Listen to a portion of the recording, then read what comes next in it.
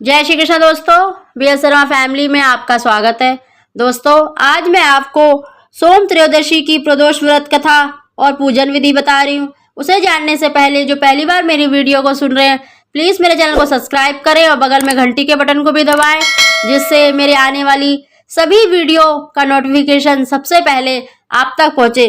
तो दोस्तों, सोम त्रयोदशी व्रत में त्रयोदशी के दिन संध्या काल को प्रदोष काल कहा जाता है और इस दिन शिवजी को प्रसन्न करने के लिए प्रदोष व्रत रखा जाता है और यह प्रत्येक माह के कृष्ण और शुक्ल पक्ष की त्रयोदशी के दिन प्रदोष व्रत किया जाता है।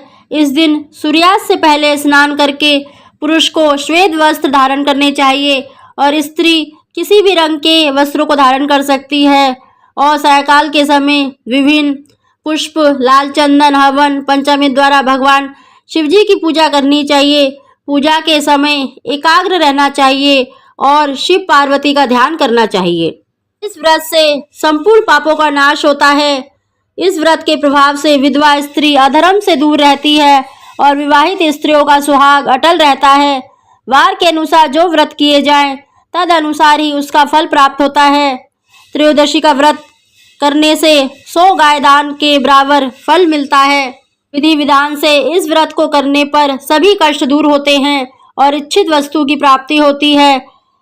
श्रद्धालुओं को 11 त्रयोदशी अथवा वर्ष की 26 त्रयोदशी के व्रत करने के उपरांत ही उद्यापन करना चाहिए और इस व्रत में एक समय मीठा भोजन किया जाता है और यदि भोजन में खीर को भोग लगाया जाए तो अति श्रेष्ठ होता है। तो दोस्तों, अब सोम प्रदोष व्रत की व्रत कथा सुनाते हैं। बोलो गौरी शंकर भगवान की जय। सूत जी बताने लगे, सोम त्रयोदशी प्रदोष व्रत से शिव पार्वती प्रसन्न होते हैं और व्रती के समस्त मनोरथ पूर्ण होते हैं। एक नगर में एक ब्राह्मणी रहती थी। उसके पति का स्वर्गवास हो गया था। उसका अब कोई आशादाता नहीं था, इसीलिए प्रातः होते ही वह अपने पुत्र के साथ भिक्षा मांगने निकल पड़ती। भिक्षाटन से ही वह स्वयं व पुत्र का पेट पालती थी। एक दिन ब्राह्मणी घर लौट रही थी तो उसे एक लड़का घायल अवस्था में कराता हुआ मिला। ब्राह्मणी दयावश उसे अपने घर ले आई। वह लड़का विदर्भ का राजकुमार था।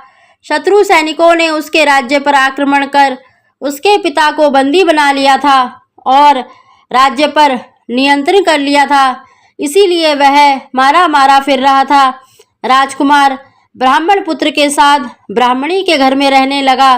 एक दिन अंशुमती नाम एक गंधर्व कन्या ने राजकुमार को देखा और उस पर मोहित हो गई।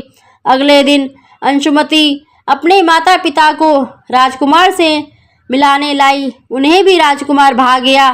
कुछ दिन बाद अंशुमती के माता पिता को शंकर भगवान ने स्वप्न में आदेश दिया कि राजकुमार और अंशुमती का विवाह कर दिया जाए। उन्होंने वैसा ही किया।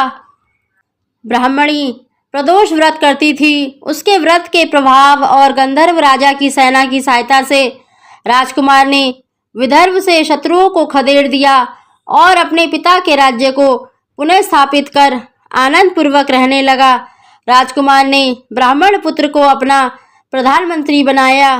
ब्राह्मणी के प्रदोष व्रत के मातम से जैसे राजकुमार और ब्राह्मण पुत्र के दिन फिरे, वैसे ही शंकर भगवान अपने दूसरे भक्तों के दिन भी फेरते हैं। बोलो गौरी शंकर भगवान की जय। भक्तजनों, इसके बाद आपने जो प्रसाद बनाया है उसका भोग लगाएं और भगवान शिव शंकर की आरती करें। इसमें ओम जय शिव ओमकारा वाली आरती है, आरती कर लें। आप सभी को जय श्री कृष्ण।